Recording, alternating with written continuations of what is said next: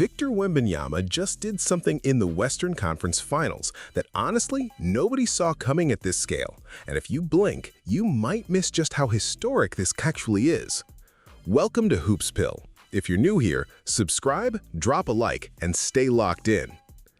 Every few decades, the NBA produces a player who doesn't just dominate the game, they redefine what we thought the game even was. Kareem did it, Shaq did it, and right now, in real time, a 22-year-old from France is doing something none of those legends managed to do, leading a team that nobody in the entire league believed in all the way to the NBA Finals in just his third year. Before the season even tipped off, the Spurs were a 45.5 win over-under team, 8th in the West, 13th in the whole league, sitting behind the Atlanta Hawks in championship probability. Let that land for a second. The team that just eliminated the defending champions was by Vegas math and league consensus barely a playoff team. Title odds? Plus 660, 17th in the NBA. These were the projections for the franchise that right now is one series away from winning it all. And here's what makes the Spurs run genuinely unprecedented. It isn't just Victor. Look at the people surrounding him. Stephen Castle, 21 years old. Ron Harper Jr., 20. Their so-called veteran presence, De'Aaron Fox, is working through this postseason hobbled and has played just 23 playoff games in 9 NBA seasons. Their head coach, Mitch Johnson, is in his very first full season running an NBA sideline.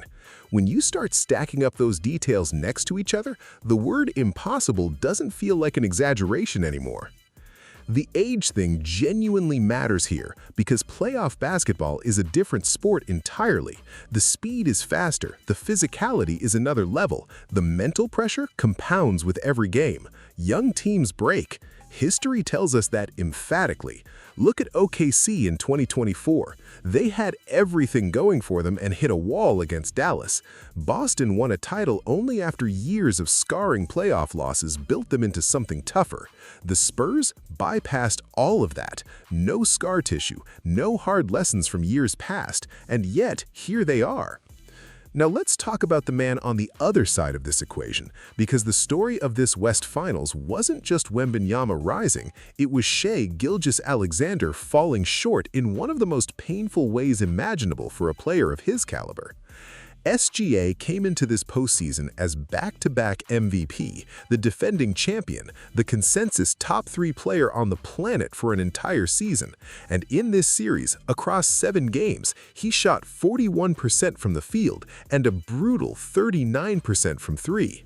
For a player who built his entire identity on efficiency and shot creation, those numbers are a quiet catastrophe. Game 4 was where the series truly turned, and when you go back and look at what happened, it stings even more for OKC fans.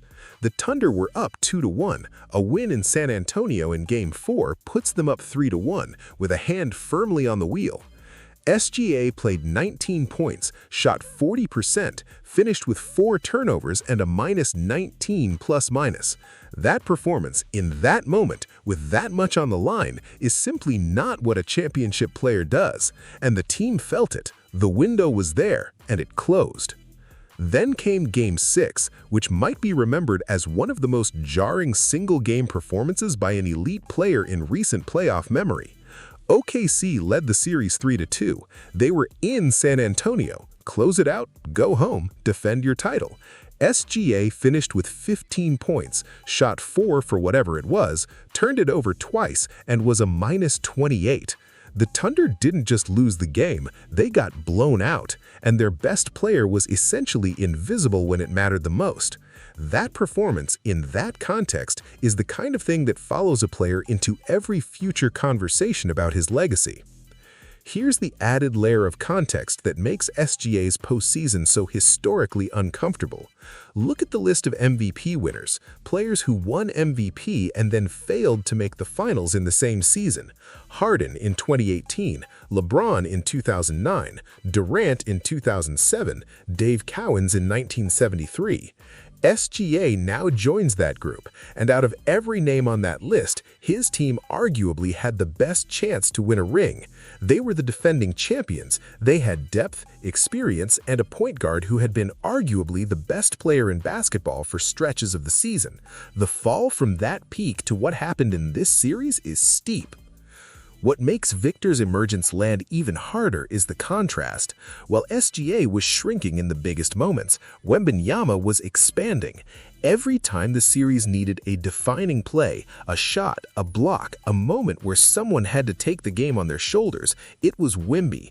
At 22, with no finals experience, at a team built from players barely old enough to rent a car, they carried them through the gauntlet of the defending champions. That's not a talking point. That's a verifiable game-by-game reality that happened over 7 games of elite playoff basketball. And the league noticed. Not just fans, not just analysts, the entire basketball world shifted its consensus in real time during this series. Coming in, the conversation was still Jokic at the top, SGA in the conversation, Wemby as the emergent threat. By the end of Game 7, that conversation was settled. The torch doesn't get passed in a ceremony, it gets ripped forward by the player who goes out and just takes it. That's exactly what happened in the Western Conference Finals. Now look at what's sitting on the other side of the bracket, the New York Knicks, a franchise that hasn't won a championship since the early 1970s, a city that is absolutely desperate for a title. Madison Square Garden, which on its best nights is the loudest building in North American sports. This matchup, Wembanyama versus New York, his first finals, their longest drought, is the kind of series that gets written about for decades regardless of who wins. Adam Silver couldn't have drawn this up better if he tried. Think about the stakes from both directions. If the Knicks win, they end one of the longest championship droughts in NBA history and give New York its first title in over 50 years. If the Spurs win, Victor Wembanyama becomes the youngest player in modern NBA history to win a ring in year 3 with a team nobody believed in at an age when most players are still figuring out how to handle playoff pressure. Either outcome is historic. Either outcome gets a 30 for 30. The series hasn't even started, and it already has a legacy attached to it. Here's where we are. The NBA in 2026 is standing at one of those rare crossroads moments where the past and the future are playing each other, and neither side is backing down.